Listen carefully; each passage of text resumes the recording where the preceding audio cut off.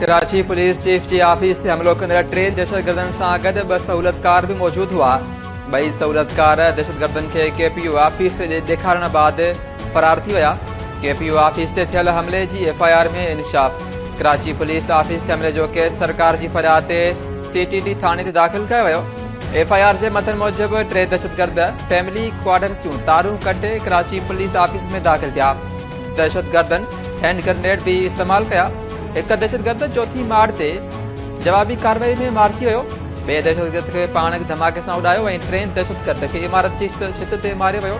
Social media ते पाबंदी बढ़ियल तनसीब जे हमले की जिम्मेवारी कबूल कई। पुलिस हमले में मुलविस बिनी सहूलतकारन की गोल्हा शुरू कर छड़ी।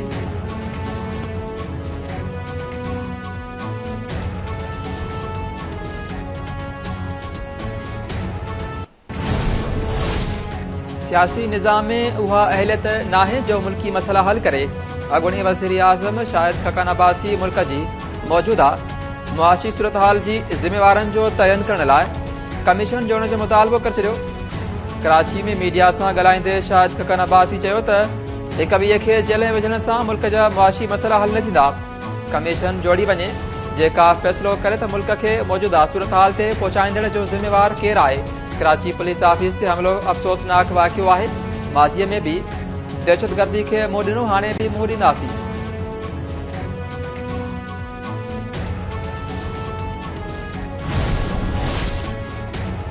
मौजूदा हुकूमत चाहे थी त मरकज़ ऐं सूबन में गॾिजी इलेक्शन थियनि, उन करे देर जा हरबा इस्तेमाल कया पिया वञनि।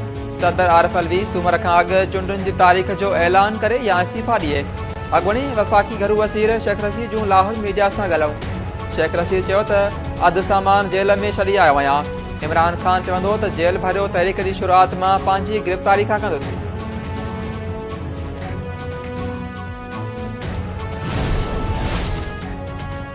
PTI इस्लामाबाद के मेंबरन पारां जेल भरियो तहरीक तहत ईंदड़ हफ़्ते गिरफ़्तारी ॾियण जो ऐलान। PTI अॻवान अली नवाज़ ऐवान जो चवणु आहे त हू असद उमर ऐं राखुरम नवाज़ समेत ॿिया अॻवान ईंदड़ हफ़्ते गिरफ़्तारी ॾींदा। जेल भरियो तहरीक लाइ कारकुननि की रजिस्ट्रेशन भी कई पई वञे।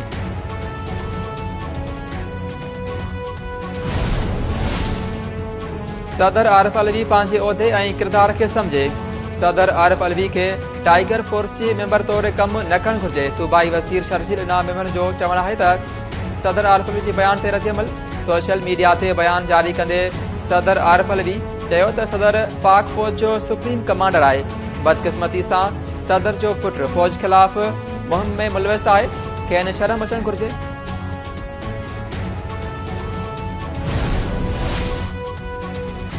सिंध के मुख़्तलिफ़ इलाक़नि में धार रोड हादसा 6 ॼणा पोइ 30 खां वधीक ज़ख़्मी। उमरकोट वेझो शिव मंदिर के मेले तां मोटंदड़ ज़ाइरीन की रिक्शा जो कार से टक्कर। 2 ॼणा पोइ 13 ॼणा ज़ख़्मी। थाणो बुलाखान वेझो शाह फार्म वटि तेज़ रफ्तार ट्रालर जो मज़ाक टक्कर। 2 ॼणा पोइ थी विया। 7 ज़ख़्मी।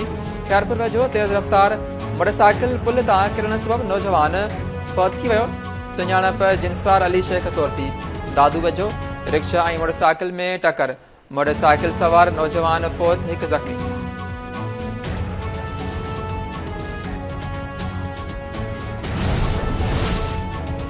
मीरपुर माथेले वेझो पुलिस पे कटी हथियारबंदन की फायरिंग। एक एहलकार शहीद मसूहा वट हथियारबंदन के हमले में एहलकार मुश्ताक गडानी शहीद थी वियो। शहीद एहलकार जो लाश अस्पताल मुंतकिल कयो।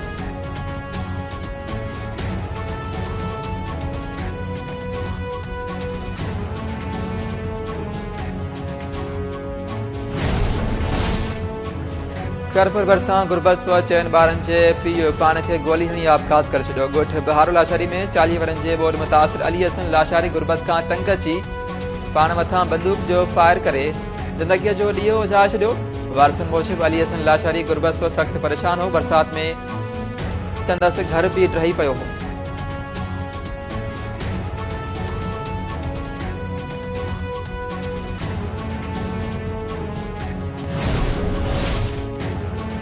मदद जी भरिसां ॻोठ खेरल जोड़े जो मां 3 ॾींहं अॻु पुरखा नमूने गुम थियल शख़्स जो राइस कैनाल मां लाश त ॻोठनि 40 वरनि जे कुराड़ो जोड़े जो लाश कढियो।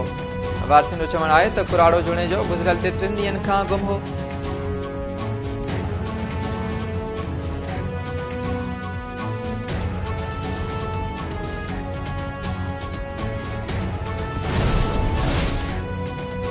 मोहनजोदड़ो भरिसां ॻोठ मोहम्मद खान चांडियो जो रहवासी 8वीं क्लास जो शागिर्द 2 ॾींहनि खां पुरस्कार नमूने गुम।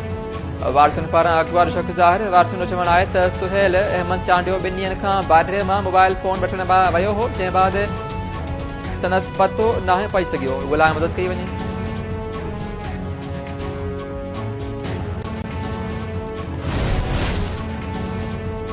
म्यूनिख सिक्योरिटी कॉन्फ्रेंस जे मौक़े ते अमेरिका ऐं चीन जे परदेही वज़ीरनि विच में अहम मुलाक़ात।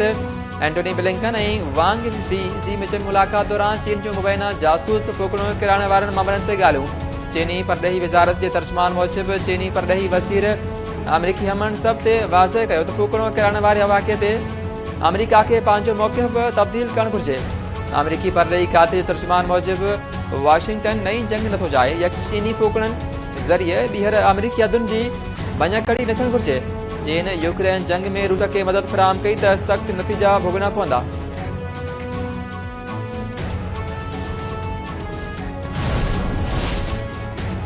तुर्की ऐं शाम में तबाही मचाईंदड़ ज़लज़ले सबबि फौतुनि जो अंग 46,000 खां वधी वियो।